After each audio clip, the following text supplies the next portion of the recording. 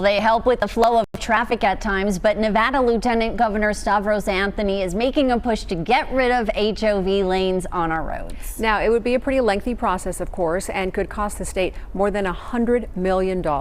8 News Now reporter Ryan Tismaneski looking into if it's even possible.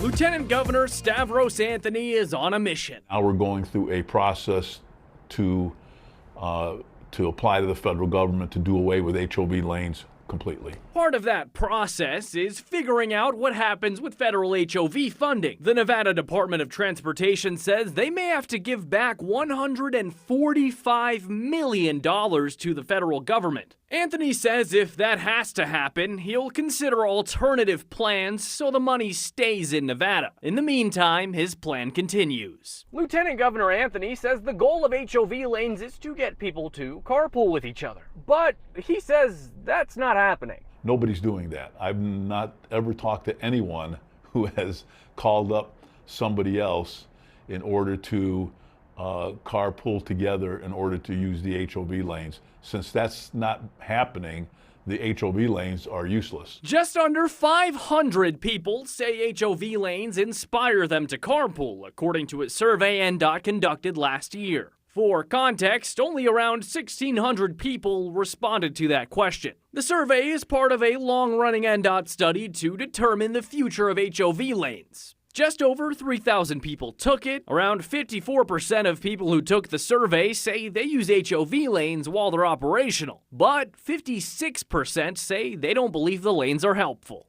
I spoke with the director of UNLV's Transportation Research Center, Shashi Nambishan. He says what's going to be considered is whether to make it easier to transport more people or more cars. From a purely technical perspective, as long as there is a demand of 2 or more people in a vehicle during the peak travel periods, we will be moving more people by having an HOV lane. NDOT's study, looking to find what the demand is, will complete in 2027. Until then, HOV lanes should remain the same as they are now. Ryan Tismaneski, 8 News Now. NDOT says there's really no known precedent for removing HOV lanes at this level. They're awaiting further guidance, though, from the Federal Highway Administration as that study progresses.